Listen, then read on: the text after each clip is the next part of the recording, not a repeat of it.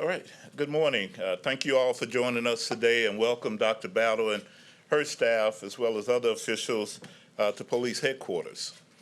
The May 24th mass shooting in Uvalde involving Robb Elementary School sent shockwaves through all of Nashvillians. The fear of sending our loved ones off to school and seeing the sheer horror that happened to these kids, it was a tragic scene. Shortly thereafter, I directed Deputy Chief Mike Alexander to begin discussions with Metro Schools on enhancing our campus safety for all schools beginning this upcoming school year. This is nothing new between the police department and schools. Dr. Bell and I have always had a good working relationship and talk frequently. But this morning, I'm announcing the police coverage at all Metro schools to include all elementary, middle, and high schools will be at the highest levels ever. And all of our officers will have car key access to school buildings.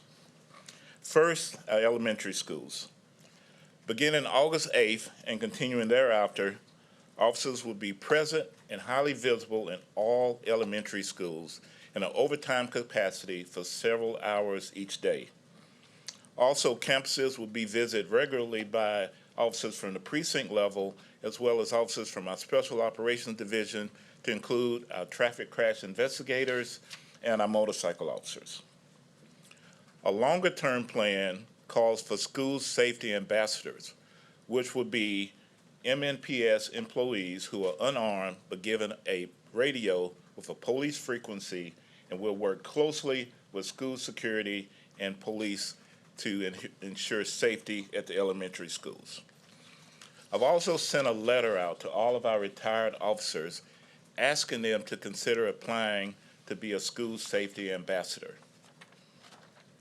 Next, our middle schools. Middle schools will receive daily school resource officer coverage for several hours at a time each day on a rotating basis. Additionally, SROs will be teaching drug abuse resistance education, or DARE, as well as conflict resolution for all grades 6 through 8 in middle schools. Now, high schools. All 13 comprehensive high schools will have at least 2 school resource officers assigned on a permanent basis. And our magnet schools will have a coordinated presence as well. We will have more officers in the history of our police department working in our schools. And we're doing this to strike the right balance between making sure that our students and our teachers are safe, as well as protecting our businesses and our neighborhoods. The plan that we're implementing does come at a cost of overtime officers as well as school safety ambassadors, and that's anticipated to be between $5 and $6 million.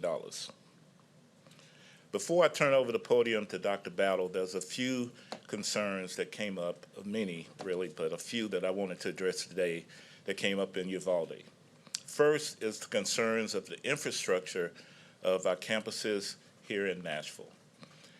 We know that school officials as well as police officials did safety checks of every school to ensure that doors, windows, all are secure and cameras were working, etc.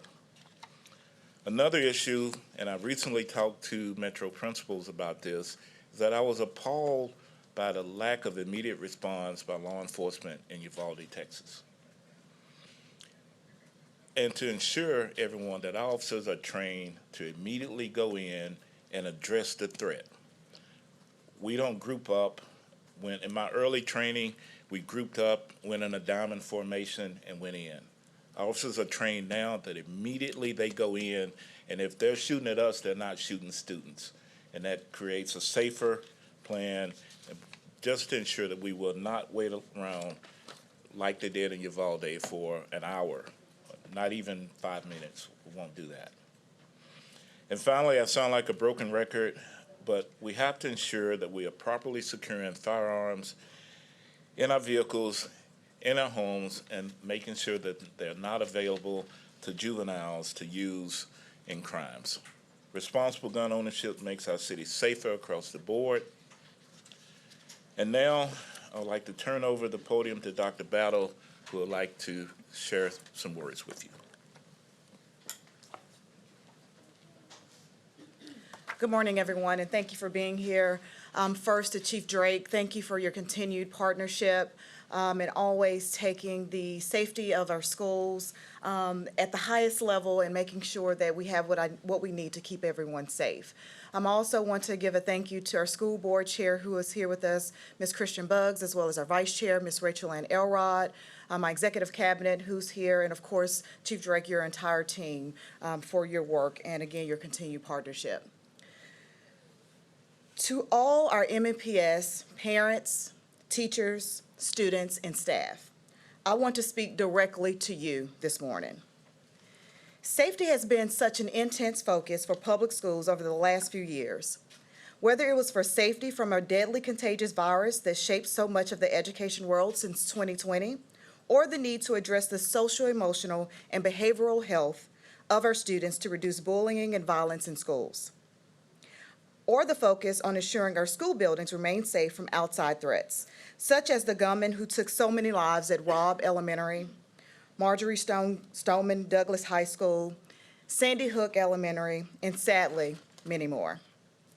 At Metro Nashville Public Schools, we have been constantly updating plans, adopting best practices, making investments, and working collaboratively to address these challenges in a way that makes our students and staff even safer while continuing to operate in a welcoming and productive learning environment.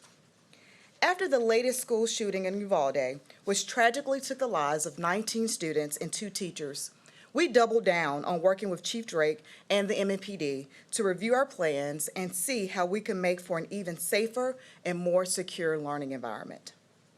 I am deeply grateful for Chief Drake's willingness to dedicate MNPD resources to provide an extra layer of visibility and protection for our students through this partnership.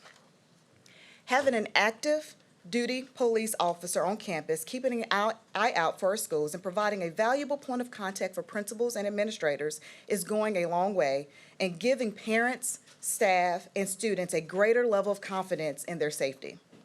Having additional staff inside schools as well, whether retired police officers serving as safety ambassadors or campus support positions, will help us to ensure that we're putting our safety plans into practice by monitoring for compliance and doing those type of pressure tests that will keep everyone vigilant and alert to their responsibilities around safety, while also ensuring our teachers and staff can remain focused on their daily job of educating and supporting all of our students.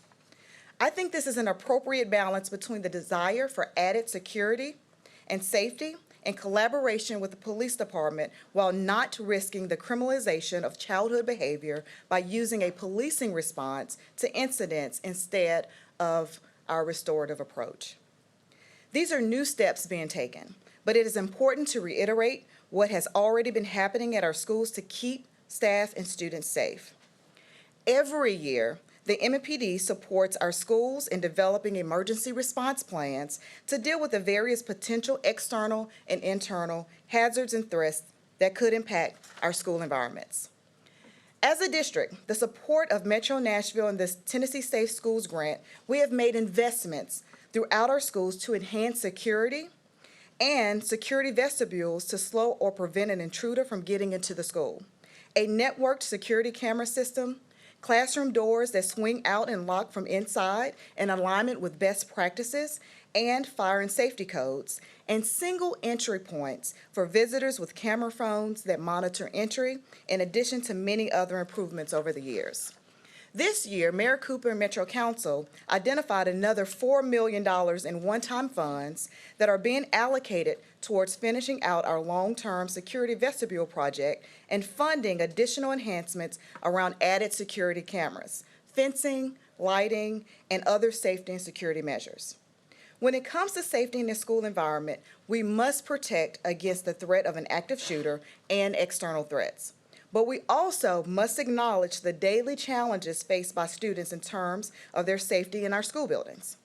That's why we have invested so much into supporting the social-emotional learning health of our students through the creation of advocacy centers in all of our elementary schools and peace centers or restorative practice centers at our middle and high schools.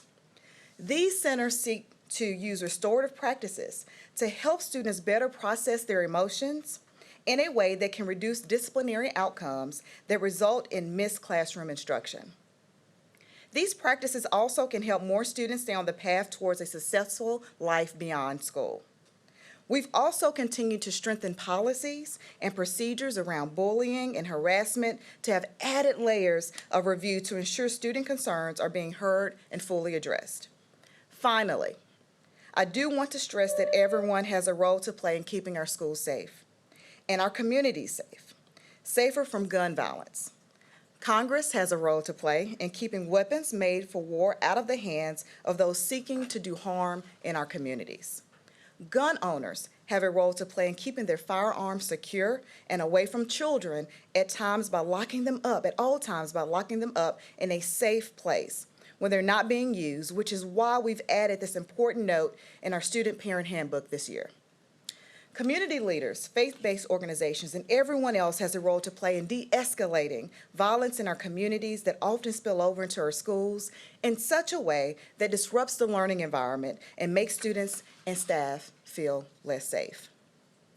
Now, Metro schools will play our part, and I hope others will do theirs so that students can thrive and succeed in schools and go on to their college and career opportunities that leads to a healthy, productive life that breaks the cycle of poverty and violence in far too many of our communities. Thank you.